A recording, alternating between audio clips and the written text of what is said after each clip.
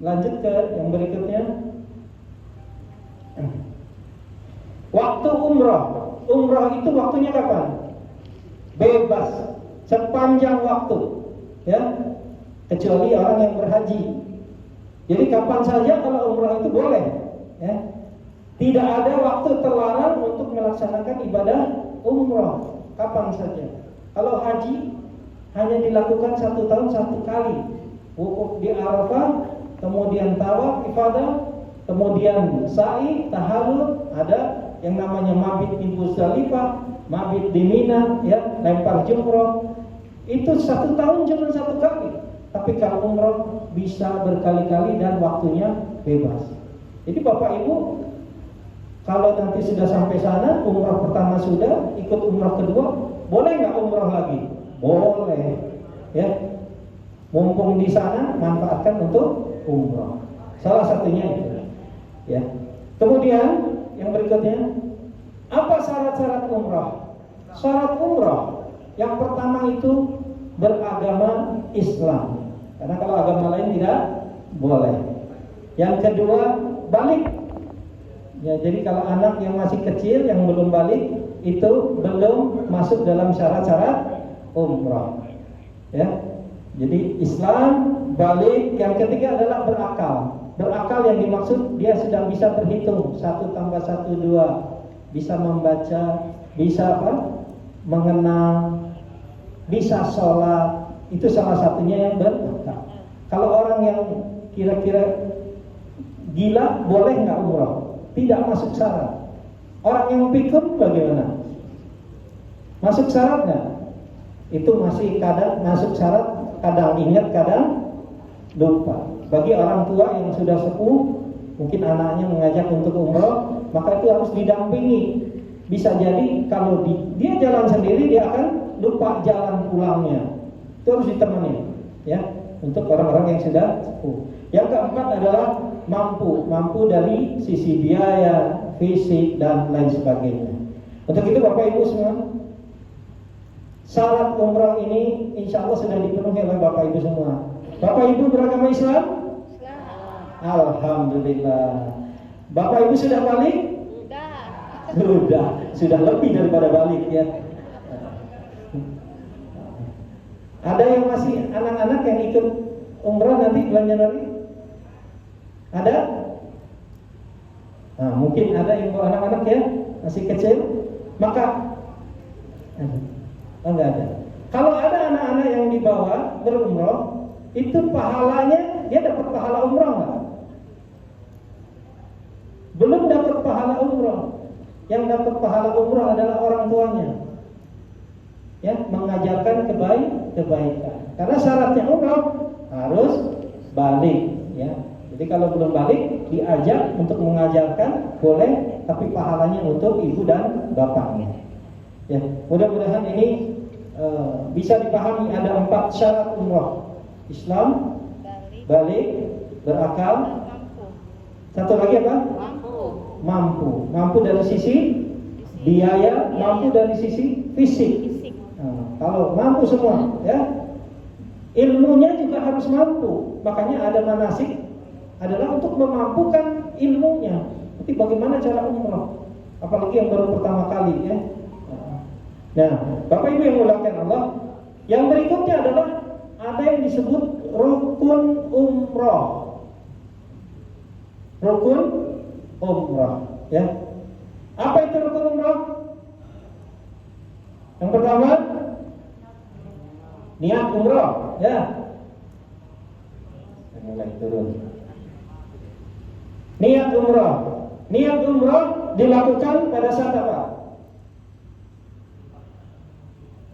Pada saat mau memulai umrah, ya. Itu niatnya nanti di tempat mikot.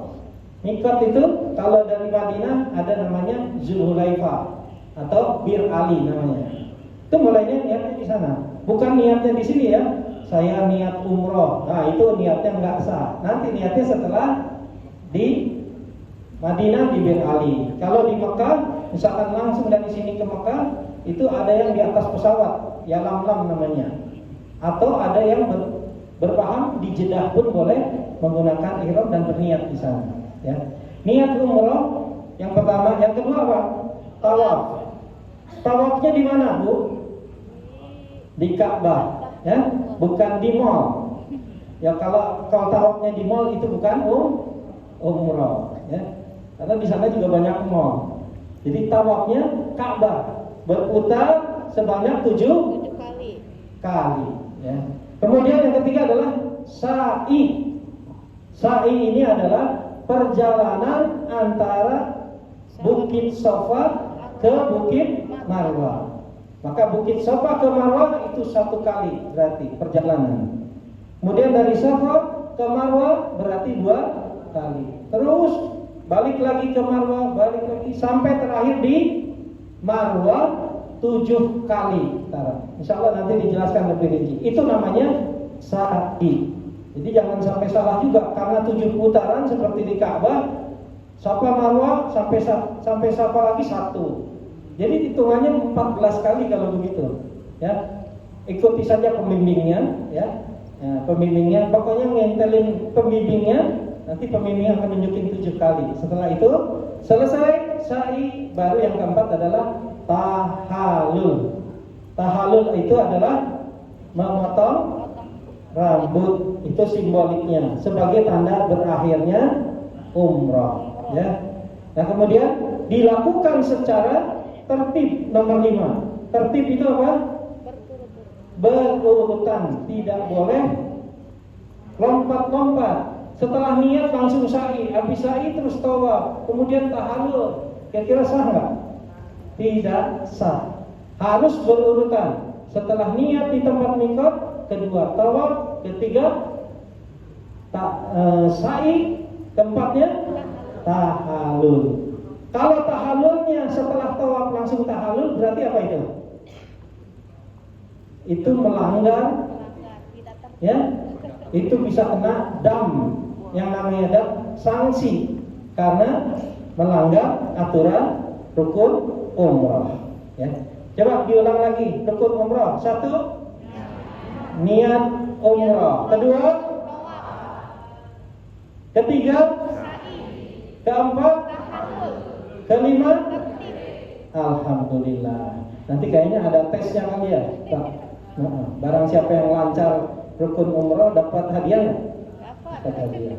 Iya. Jadi harus dihafalin gitu. Lanjut, Pak. Berikutnya yang pertama adalah ihram. Ini salah satu ihram seperti yang dipergunakan ini, seperti ini, ya. Ini menggunakan pakaian ihram. Kalau untuk laki-laki, ihram itu 2 helai pakaian yang tidak berjahit. Kalau untuk ibu-ibu, pakaian ibadah seperti biasa, menutupi auratnya, dan itu pun tidak boleh pakai cadar, ya. Tidak boleh pakai cadar, jadi dilepas. Jadi ihram adalah memakai pakaian tanpa jahitan bagi laki-laki. Kemudian dan berniat ke dalam pelaksanaan ibadah umrah dan haji, kemudian menjaga larangan-larangan ihramnya.